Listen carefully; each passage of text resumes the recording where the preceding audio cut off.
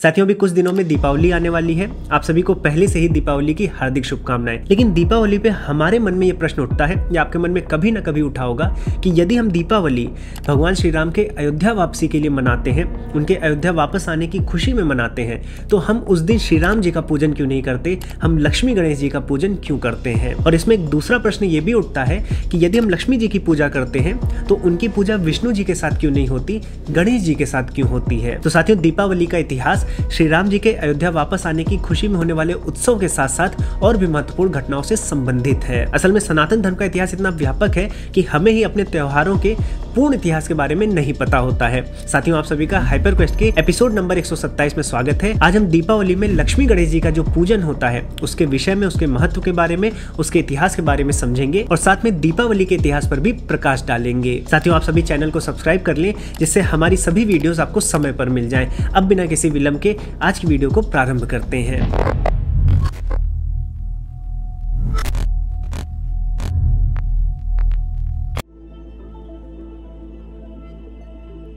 साथियों, सबसे पहले तो दीपावली को किसी एक विशेष घटना से जोड़ना कठिन है, क्योंकि दीपावली का उद्देश्य हमेशा से अंधकार पर प्रकाश की विजय ही है। तो जहां जहां ऐसी ऐसी घटनाएं हुई हैं, जहां पर बुराई हारती है, अच्छाई जीतती है, जहां पर किसी को ज्ञान मिलता है, अंधकार से मुक्त होता है, तो दीपावली का त्योहार विशेषकर उन्हीं घटनाओं से जोड़ी जाती है। आप यदि इतिहास में उठाकर देखेंगे तो आपको बहुत प्राचीन घटनाएं भी मिलेंगी जो दीपावली से जोड़ी गई हैं, और बहुत आधुनिक काल की भी घटनाएं मिलेंगी जो दीपावली से जोड़ी जाती हैं। जैसे अगर आप आधुनिक घटनाओं की बात करें तो सिख धर्म में एक बंदी छोड़ दिवस होता है। इसमें सिख धर्म के हरगोविंद सिंह और उनके साथ साथ 52 और हिंदू राजा ये मुगलों की कैद से आजाद होते हैं, तो इसलिए भी बंदी छोड़ दिवस दिवाली पर मनाया जाता है। ऐसे ही अगर आप प्राचीन घटनाओं में जाएंगे तो आप कठ उपनिषद में अगर जाए तो वहां पर यमराज और नचिकेता की कहानी आती है, जहां पर नचिकेता और यमराज यानी कि मृत्यु से एक संवाद होता है और वहां पर नचिकेता को विद्या प्राप्त होती है जिससे उनके मन का जो अंधकार रहता है वो दूर होता है, मन प्रकाशित होता है। तो ऐसा माना जाता है कि दिवाली के ही समय पर यह संवाद हुआ था। तो जहां पर आपको वैदिक काल की भी कथाएं मिल रही हैं, वहां पर आधुनिक काल की भी घटनाएं हैं जो दिवाली पर जोड़ी जाती हैं। अब साथियों, यदि आपको यमराज और नचिकेता के बीच हुए संवाद के विषय में जानना है, क्योंकि सनातन धर्म दर्शन में इतना ज्ञानदायी संवाद शायद ही कोई रहा हो, तो इस पर अगर आपको वीडियो चाहिए तो हमें बताइएगा। हम इस दिवाली पर यमराज और नचिकेता के बीच हुए संवाद को और इस संवाद से मिलने वाले ज्ञान पर जरूर वीडियो बनाएंगे। मेरा इन दो घटनाओं को बताने के पीछे का कारण ही यही था कि आप दीपावली को किसी एक विशेष घटना से नहीं जोड़ सकते। जहां पर भी अविद्या पर विद्या की जीत होती है, बुराई पर अच्छाई की जीत होती है, अंधेरे पर प्रकाश की जीत होती है, तो हम दीपावली मनाते हैं। अब अगर दीपावली के इतिहास को देखें तो हमें एक पद्म पुराण ऐसा ग्रंथ मिलता है जो कि अराउंड 1st सेंचुरी BC से लेकर आप 3rd सेंचुरी तक मान सकते हैं, इतना पुराना ग्रंथ है, लगभग 2000 साल पुराना ग्रंथ है, जहां पर दीपावली को लेकर आपको एक स्ट्रक्चर्ड वे में चीजें मिलती हैं। यहां पर बताया गया है, और जैसा आपको भी पता होगा कि दीपावली 5 दिन का त्योहार है जो कि कार्तिक माह में कृष्ण पक्ष की त्रयोदशी पर प्रारंभ होता है। त्रयोदशी, चतुर्दशी, उसके बाद अमावस्या आती है, फिर उसके बाद 2 दिन आगे के जो जाते हैं, तो ये 5 दिन का त्योहार होता है। पद्म पुराण के ही अनुसार जो त्रयोदशी और चतुर्दशी है ये यमराज को समर्पित है। और अगर आप उपनिषदों में जाएंगे, जो मैंने यमराज और नचिकेता के बीच का संवाद बताया है, ऐसा माना जाता है कि ये त्रयोदशी या चतुर्दशी के ही दिन संवाद हुआ था। और हो सकता है कि उपनिषदों की ये जो कथा है और जो उपनिषदों की जो ये मान्यता है, ये धीरे धीरे पुराणों में भी आई और पुराणों में भी यमराज को त्रयोदशी और चतुर्दशी समर्पित कर दी गई। अब यहाँ पर एक इंटरेस्टिंग बात और है, अगर आप उत्तर भारत में देखेंगे तो जो चतुर्दशी है उस पर हम छोटी दिवाली मनाते हैं, लेकिन दक्षिण भारत में चतुर्दशी के दिन छोटी दिवाली की जगह प्रॉपर दिवाली मनाई जाती है, क्योंकि वहां माना जाता है कि जो श्री कृष्ण जी थे वो सत्यभामा जी के साथ नरकासुर का वध करते हैं इसी कार्तिक मास के कृष्ण पक्ष की चतुर्दशी को। तो चतुर्दशी को भी दिवाली मनाई जाती है। लेकिन आज का जो हमारा विषय है वो प्रमुख जो मुख्य दिवाली है जो कि अमावस्या के दिन होती है, उसमें हम लक्ष्मी और गणेश जी की पूजा क्यों करते हैं। अगर आप पद्म पुराण को देखें, त्रयोदशी और चतुर्दशी तो यमराज जी को समर्पित है, लेकिन अमावस्या के दिन लक्ष्मी जी की पूजा का विधान बताया गया है। अब इसके पीछे के मुख्य कारणों को अगर आप देखें तो आपको याद होगा कि सावन के पहले एक देवशयनी एकादशी आती है, जिसमें बताया जाता है कि विष्णु जी अब शयन को चले गए हैं और अगले 4 महीने तक शयन अवस्था में रहेंगे। तो जब 4 महीने बाद कार्तिक का मास आता है और इसमें जब देवोत्थान एकादशी आती है, तब उसमें विष्णु जी जागृत अवस्था में आते हैं। तो पद्म पुराण के अनुसार इसके पहले विष्णु जी जागृत हों, हमें माँ लक्ष्मी की आराधना कर लेनी चाहिए। इसीलिए हम कार्तिक मास के कृष्ण पक्ष की जो अमावस्या होती है उस दिन लक्ष्मी पूजन करते हैं। तो जब पद्म पुराण में, जो कि आज से लगभग 2000 साल पुराना ग्रंथ है, उसमें लक्ष्मी पूजन के बारे में दिया गया है, तो हम ये मान सकते हैं कि आज से लगभग 2000 साल से लक्ष्मी पूजन दिवाली के दिन होता आ रहा है। अब लक्ष्मी जी के साथ गणेश जी की पूजा क्यों की जा रही है, कब से की जा रही है, लक्ष्मी पूजन का इतिहास क्या रहा है और इसके स्क्रिप्चरल और आर्कियोलॉजिकल एविडेंसेस क्या हैं, आइए देखते हैं। तो साथियों, जब आप सबसे पहले लक्ष्मी शब्द सुनते हैं तो आपके दिमाग में धन की देवी मां लक्ष्मी आती हैं। धन की देवी जो है, ये जो धन का हमारे दिमाग में चलता है, धन का स्वरूप, एक्चुअली ये बहुत संकुचित रूप है। अगर आप लक्ष्मी शब्द को देखें, लक्ष्मी शब्द संस्कृत भाषा के लक्ष्य धातु से आया है। लक्ष्य धातु का अगर आप अर्थ देखें तो लक्ष्य धातु का अर्थ होता है देखना, मार्क करना, ऑब्जर्व करना, आइडेंटिफाई करना। यानी कि जब हम किसी चीज को देखते हैं, उसकी तरफ लग जाते हैं, उसकी तरफ बढ़ने लगते हैं, उसको लक्ष्य बना लेते हैं, वो लक्ष्य धातु से आता है। यानी ऐसी शक्ति जो आपको आपके लक्ष्य की तरफ बढ़ाए और आप लक्ष्य को प्राप्त कर ले, उसे लक्ष्मी कहा जाता है। और यदि आप मानव का लक्ष्य मानते हैं कि सुख, समृद्धि और धन आदि है, तो हम उन्हें धन की देवी भी कह देते हैं। लेकिन ये बहुत संकुचित रूप है। यदि आप उपनिषदों में भी जाएंगे तो प्रश्न उपनिषद में ऐसी कामना की गई है कि ईश्वर हमें श्री और विद्या यानी प्रज्ञा दोनों दें, यानी हमें मटेरियलिस्टिक लाभ भी दे और हमें स्पिरिचुअल लाभ भी दे। तो उपनिषदों में भी श्री रूप में लक्ष्मी जी की बात हुई है। यदि आप वेदों में जाएं तो हमें वेदों में भी लक्ष्मी शब्द मिलता है। यदि आप ऋग्वेद के 10वें मंडल के 71वें सूक्त के दूसरे मंत्र को देखें तो वहां पर भी हमें एक शक्ति के बारे में पता चलता है जिसे लक्ष्मी कहते हैं। और यहाँ पर ये कोई धन की देवी नहीं है, यहाँ पर ये कल्याणकारी शक्ति है।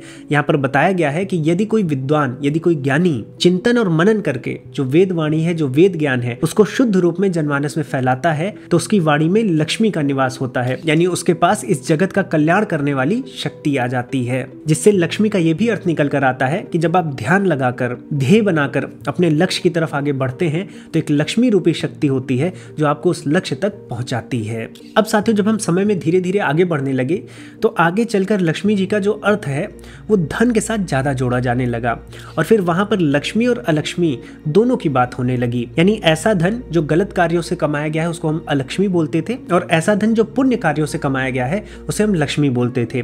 इसको हम लक्षण, सुलक्षण और दुर्लक्षण से भी जोड़ते थे। यानी ऐसे कार्य जिनके लक्षण अच्छे होते हैं उनसे कमाया हुआ धन या उनसे कमाई हुई समृद्धि लक्ष्मी होती है, और ऐसे कार्य जो दुर्लक्षण वाले होते हैं उनसे प्राप्त हुआ धन या उनसे प्राप्त हुई समृद्धि अलक्ष्मी होती है। अगर आप इन शब्दों को देखें, लक्षण को देखें, लक्ष्मी को देखें, विलक्षण को देखें या फिर उपलक्ष्य को देखें, ये सब लक्ष्य धातु से ही आए हैं। सबका अर्थ होता है मार्क करना, देखना, उस लक्ष्य की तरफ बढ़ना।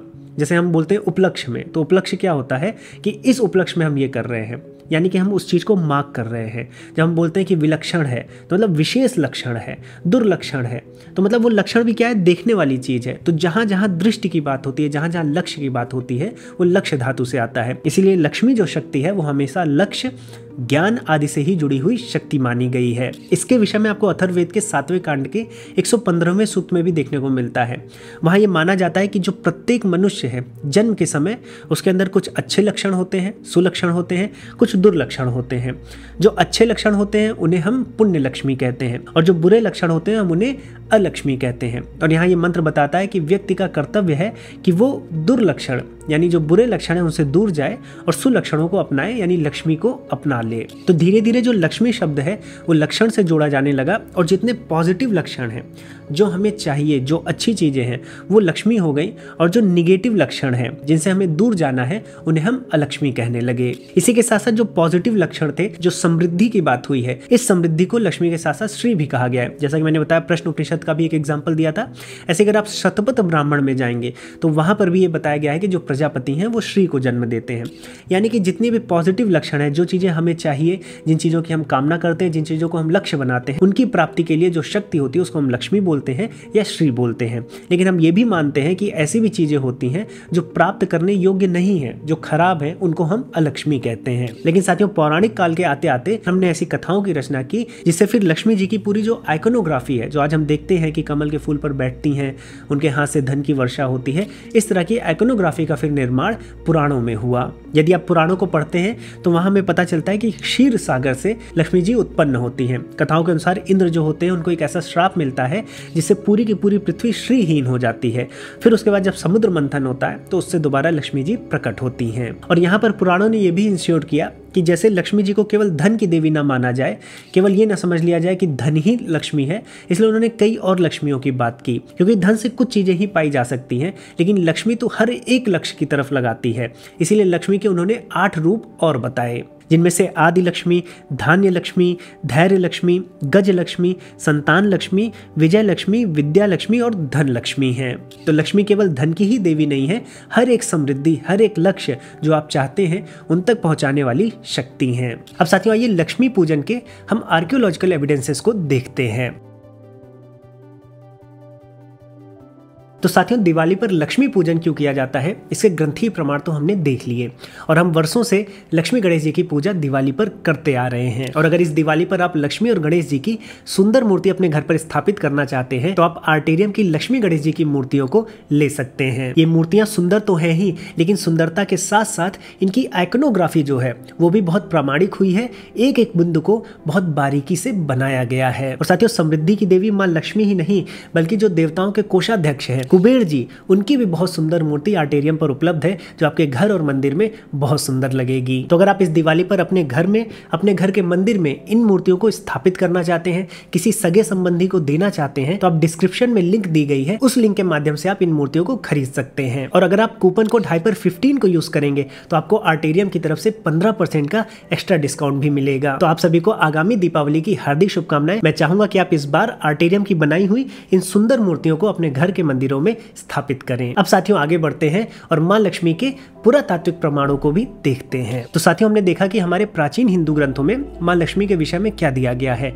ये तो हो गई ग्रंथों की बात, लेकिन अगर हमें प्रमाणों को और पुष्ट करना है तो हमें आर्कियोलॉजिकल एविडेंसेस भी देखने पड़ेंगे कि हमें पुरातात्विक साक्ष्य मिलते हैं या नहीं मिलते हैं। अगर आप पुरातात्विक प्रमाणों की बात करेंगे तो जो गज लक्ष्मी है, जिनमें लक्ष्मी जी को हाथी के साथ दिखाया जाता है, ये लगभग सभी आर्कियोलॉजिकल साइट्स पर मिली हैं। और इनमें से जो सबसे पुरानी लक्ष्मी जी की मूर्ति मिली है वो उत्तर प्रदेश के अतिरंजी खेड़ा में मिली है। ये 6.5 सेंटीमीटर लंबी गज लक्ष्मी की मूर्ति है, जिसकी डेटिंग जब की गई तो पता चला कि ये 2nd सेंचुरी BCE में बनाई गई थी। और साथियों मूर्तियों के साथ साथ हमें सिक्के भी मिलते हैं।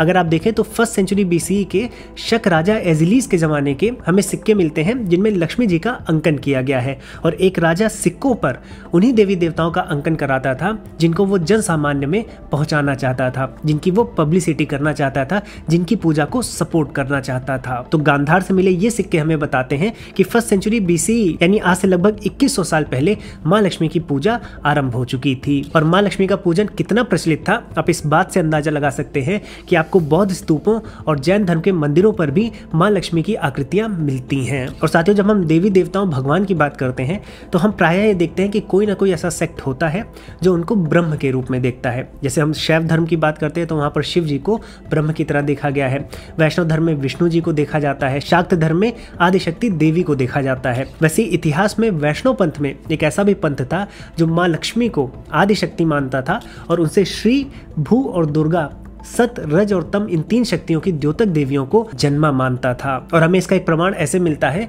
गुप्त काल के कुछ ऐसे सिक्के मिले हैं जिनमें लक्ष्मी जी को बाघ पर बैठा दिखाया गया है। बाघ पर हम दुर्गा जी को बैठता दिखाते हैं, लेकिन पहले लक्ष्मी जी को दिखाया जाता था, उनको एक सुपीरियर पावर की तरह रखा गया था, उनसे श्री, भू और दुर्गा देवियों को जन्मा माना जाता था। आज हम जाकर दुर्गा जी को बाघ पर बैठा दिखाते हैं। तो साथियों चाहे हमारे ग्रंथों से हो चाहे पुरातात्विक प्रमाण हो, हमने देखा कि लक्ष्मी जी जो है उनका जो सिंबोलिज्म है वो केवल धन के ही अराउंड नहीं है। लक्ष्मी शब्द ही व्याकरण के दृष्टिकोण से लक्ष्य तक पहुंचाने वाली शक्ति के रूप में है। और अगर आप ग्रंथों में देखें और आर्कियोलॉजिकल एविडेंस देखें तो लक्ष्मी सदैव कल्याणकारी शक्ति रही हैं, एक परा आदि शक्ति रही हैं, जिनको बाद में धीरे धीरे कल्याणकारी चीजों से जब जोड़ा जाने लगा तो उसमें धन, वैभव, समृद्धि आदि से ज्यादा जोड़ दिया गया। पर लक्ष्मी जी को जब पराशक्ति की तरह देखा जाता है तो उनसे धन तो आता ही है, समृद्धि तो आती ही है, लेकिन शक्ति भी आती है और ज्ञान भी आता है, यानी प्रकाश भी आता है। इसीलिए दिवाली पर उनकी पूजा का विधान है। तो हम ये लक्ष्मी पूजन के विषय में तो समझ गए, लेकिन अब हम ये समझते हैं कि लक्ष्मी जी के साथ गणेश जी की पूजा क्यों होती है, विष्णु जी की क्यों नहीं। अब साथियों, लक्ष्मी जी के साथ गणेश जी की पूजा क्यों होती है, विष्णु जी की क्यों नहीं, इसको समझने के लिए हमें सबसे पहले गणेश जी के पूजा की इतिहास को समझना चाहिए। अगर आप गणेश जी के पूजा के इतिहास को देखें तो 3rd सेंचुरी BCE तक जाता है। दक्षिण भारत का एक साहित्य संगम साहित्य, उसमें गणेश जी का वर्णन मिलता है। एक तमिल पोएट थे अव्वैयर, उन्होंने गणेश जी का आवाहन किया है। अब यहाँ पर कुछ विद्वान गणपति शब्द को वैदिक संहिता में दिखाते हैं, वैदिक मंत्रों में दिखाते हैं, लेकिन गणपति शब्द अगर आप देखें और उसका सही अर्थ भी देखना चाहें, अभी तक जो मोस्टली देखा गया है वो गणपति शब्द या तो इंद्र के लिए या बृहस्पति के लिए प्रयोग में आया है। लेकिन ऐसे कई और ग्रंथ हैं जो कि वैदिक वाङ्मय का ही हिस्सा है, जैसे कृष्ण यजुर्वेद की आप मैत्राणी संहिता ले लें या तैत्तिरीय आरण्यक ले लें, वहां पर भी एक ऐसे देवता की बात हुई है जिनके गुण आपको गणेश भगवान के सदृश दिखते हैं। जैसे इन मंत्रों में दंती यानी कि हाथी दांत वाले, हस्तिमुखाय यानी हाथी जैसे मुख वाले, और वक्रतुंडाय यानी कि जिनका पेट बहुत बड़ा है, ऐसे देवता की बात हो रही है। जिससे हम ये निष्कर्ष निकाल सकते हैं कि गणेश भगवान जी का जो रूप है वो कहीं ना कहीं उत्तर वैदिक काल में पूजनीय हो गया था। और आचार्य सायण ने भी अपने भाष्य में इस मंत्र की जो व्याख्या की थी उसमें उसको गणेश भगवान से ही जोड़ा था। अब साथ ही यहाँ पर एक शॉकिंग बात आपको मैं बता दूं, ये बात आपको हैरान भी कर सकती है कि रामायण और महाभारत, इन दोनों महाकाव्यों में कहीं पर भी गणेश भगवान के बारे में नहीं बताया गया है। और एक जो हम कथा सुनते हैं कि गणेश जी ने महाभारत की रचना की थी, जो कि हमें महाभारत में भी देखने को मिलती है, ये माना जाता है कि ये इंटरपोलेशन है और 9th सेंचुरी के बाद इस बात को महाभारत में ऐड किया गया है। ये क्लेम M. विंटरनिट्स करते हैं, जिनकी किताबों को BHU जैसे संस्थानों में पढ़ाया जाता है। और साथियों, गणेश जी से जुड़ी हुई एक और हैरान कर देने वाली बात यह है कि आज हम उन्हें विघ्नहर्ता के रूप में पूजते हैं, लेकिन एक समय था जब उन्हें विघ्नकर्ता माना जाता था। यदि इसके विषय में आपको जानना है तो हम एक सेपरेट वीडियो कर सकते हैं, आप हमें कमेंट सेक्शन में जरूर बताइएगा। अब गणेश जी के जो ग्रंथों में प्रमाण मिलते हैं वो तो हमने बात कर ली, आइए उनके भी आर्कियोलॉजिकल एविडेंसेस को देखते हैं। अब साथियों, गणेश जी के पुरातात्विक प्रमाणों को देखें तो आपको छोटी छोटी गज मूर्तियां 1st सेंचुरी की उत्तर प्रदेश के चंद्रकेतु गढ़ में मिलती हैं। लेकिन ये मूर्तियां छोटी छोटी हैं, इसलिए बहुत से लोग इसको खिलौना बोल सकते हैं। लेकिन मथुरा में 2nd सेंचुरी की गणेश भगवान की प्रॉपर मूर्तियां मिली हैं, क्योंकि आप इन मूर्तियों में देख सकते हैं कि उनके हाथ में लड्डू है जो वो सूंड से खा रहे हैं। फिर जैसे धीरे धीरे गणेश पूजन की लोकप्रियता बढ़ती गई तो आप देख सकते हैं कि 6ठी और 7वीं सेंचुरी में महायान बौद्ध धर्म में भी गणेश भगवान देखने को मिलते हैं। यहाँ पर नृत्य करते हुए गणेश भगवान की आकृति देखने को मिलती है, जिसे नृत्य गणपति कहा जाता है। फिर 10th सेंचुरी के आते आते एक गणेश पुराण की भी रचना होती है जो गणेश भगवान को समर्पित है। और जैसे जैसे महायान बौद्ध धर्म भारत से निकलकर तिब्बत के रास्ते चीन और जापान गया, तो चीन और जापान में भी आप गणेश भगवान की अलग अलग आकृतियों को देख सकते हैं। तो साथियों, हम देख सकते हैं कि चाहे लक्ष्मी पूजन हो या गणेश पूजन हो, इनका हजारों वर्षों का इतिहास रहा है, जो धीरे धीरे उत्तर वैदिक काल से सनातन बौद्ध धर्म और जैन धर्मों के माध्यम से भारत में विख्यात हुई हैं। और ये जो पैरेलल चलने वाली प्रथाएं हैं, ये बाद में मर्ज होती हैं दिवाली पूजन के रूप में। तो हमने इसमें रिसर्च की और जानने का प्रयास किया कि लक्ष्मी विष्णु जी की पूजा या फिर श्री राम जी की पूजा के बजाय हम लक्ष्मी जी और गणेश जी की पूजा क्यों करते हैं। आइए इसको समझते हैं। अब साथियों, लक्ष्मी जी और गणेश जी की साथ में पूजा के ना तो हमें कोई ग्रंथीय प्रमाण मिलते हैं ना आर्कियोलॉजिकल एविडेंसेस मिलते हैं, लेकिन कुछ दंत कथाएं हैं जो बहुत प्रचलित है, जिनके आधार पर लक्ष्मी जी और गणेश जी की पूजा होती है। अब ये जो दंत कथा है, इसके अनुसार एक बार लक्ष्मी जी को अपने ऊपर अभिमान हो जाता है, जिसको देखकर विष्णु जी उनसे कहते हैं कि एक स्त्री तब तक नहीं पूर्ण होती है जब तक उसने ममत्व को अनुभव न किया हो, मतलब जब तक उसके अंदर ममता का भाव न आया हो। और ऐसा सुनकर माँ लक्ष्मी उदास होती हैं और वो पार्वती जी के पास जाती हैं। वो पार्वती जी से कहती हैं कि आपके तो 2 पुत्र हैं, मुझे एक पुत्र दे दीजिए जिससे मैं उस पुत्र को बड़ा करूं और मेरे अंदर वो ममता का भाव जागे। तो वहां पर पार्वती जी गणेश जी को माँ लक्ष्मी को दे देती हैं, तो गणेश जी माँ लक्ष्मी के मानस पुत्र कहलाते हैं। अब साथियों, ये दंत कथा तो बहुत लोक प्रचलित है, लेकिन ये कथा हमें किसी पुराण में नहीं मिली। तो इन कथाओं के माध्यम से गणेश जी और लक्ष्मी जी की पूजा साथ में की जाने लगी। लेकिन अगर इसके पीछे का आप सिंबोलिज्म देखेंगे तो आपको बहुत गहरा अर्थ जानने को मिलेगा, क्योंकि हम क्या कहते हैं, हम लक्ष्मी जी को ऐसी शक्ति के रूप में देखते हैं जो हमें लक्ष्य तक ले जाती है। और हमें लक्ष्य पर कब ले जाती है, जब हम ध्यान से, निरीक्षण से, बहुत सावधानी से जो हमारा प्रोजेक्ट है, जो हमारा गोल है, उस पर मनन करते हुए अगर लक्ष्य की तरफ बढ़ते हैं तो हमें लक्ष्मी जो शक्ति है वो हमें उस लक्ष्य तक ले जाती है। और लक्ष्य तक पहुंचने में कुछ बाधाएं आ सकती हैं, और बाधाओं के जो निवारक हैं वो गणेश जी हैं। तो गणेश जी विघ्नहर्ता है जो बाधाओं को हटाते हैं, और लक्ष्मी जी लक्ष्य तक ले जाती हैं। तो बाधाओं को हटाने के लिए गणेश जी को प्रसन्न किया जाता है, और रास्ता जब साफ हो जाए बाधाएं हट गई हैं तो उस लक्ष्य तक सही सही हम पहुंच जाएं, इसके लिए लक्ष्मी जी को प्रसन्न किया जाता है। इसलिए ये दंत कथाएं बनाई गई और लक्ष्मी जी की गणेश जी के साथ पूजा होने लगी। अब विष्णु जी के साथ क्यों नहीं होती है? क्योंकि विष्णु जी तो इस समय शयन अवस्था में होते हैं, वो तो देवोत्थान एकादशी में जागृत होते हैं, तो इसलिए विष्णु जी की पूजा नहीं की जाती है, जैसा कि हमने देखा था पद्म पुराण में बताया गया है। इसलिए लक्ष्मी जी की गणेश जी के साथ की जाती है। कालांतर में सरस्वती जी को भी इसके साथ जोड़ा गया। कहीं कहीं आप देखेंगे कि कुबेर जी को भी जोड़ा गया है, क्योंकि बाद में व्यापारियों के बीच में गणेश लक्ष्मी जी की पूजा बहुत प्रचलित हो गई। तो अगर आप एक व्यापार को देखेंगे या फिर आज के सेंस में एक स्टार्टअप को देखेंगे तो सबसे ज़्यादा इंपॉर्टेंट चीज़ क्या होती है? सबसे ज़्यादा इंपॉर्टेंट चीज़ होती है टाइमिंग, टाइमिंग के साथ रिसोर्सेज और रिसोर्सेज के साथ विजडम, ज्ञान। ये 3 चीज़ है तभी आपका बिजनेस सक्सेसफुल होता है। अगर इन 3 चीज़ में से एक भी चीज़ नहीं है तो आपका बिजनेस सक्सेसफुल नहीं होता है। यदि आपके पास पैसा है, आपके पास टाइमिंग है, लेकिन नॉलेज नहीं है, माँ सरस्वती नहीं है, तब भी आप फेल कर जाएंगे।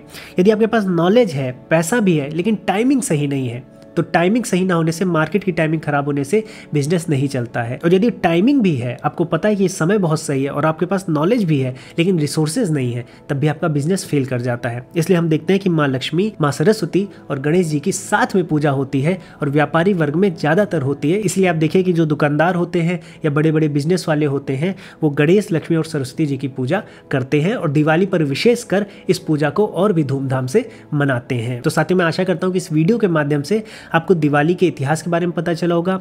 हम क्यों लक्ष्मी और गणेश जी की पूजा करते हैं, उनका इतिहास क्या है, और क्यों साथ में करते हैं, विष्णु जी की पूजा क्यों नहीं करते, ये सब कुछ मैंने कवर करने का प्रयास किया था। और साथियों, इस दिवाली पर आर्टेरियम से लक्ष्मी और गणेश जी की सुंदर मूर्तियों को अवश्य खरीदे। हाइपर 15 कोड का उपयोग करेंगे तो आपको 15% का एक्स्ट्रा डिस्काउंट भी मिलेगा। लिंक आपको नीचे कॉमेंट सेक्शन और डिस्क्रिप्शन बॉक्स में मिल जाएगी। साथियों, आप सभी को आगामी दिवाली की हाइपर क्वेस्ट की टीम की तरफ से अनेकों शुभकामनाएं। अगर आपको ये वीडियो पसंद आई है तो अपने परिवारजनों में और दोस्तों में शेयर करें। कमेंट सेक्शन में हमें भी वो चीजें बताएं जो शायद इस वीडियो के रिसर्च में हमसे मिस हो गई हो। साथियों, अगर आपने चैनल को सब्सक्राइब नहीं किया है तो चैनल को भी सब्सक्राइब कर लें। साथियों, अब मैं दूंगा इस वीडियो को, इस टॉपिक को यहीं पर विराम।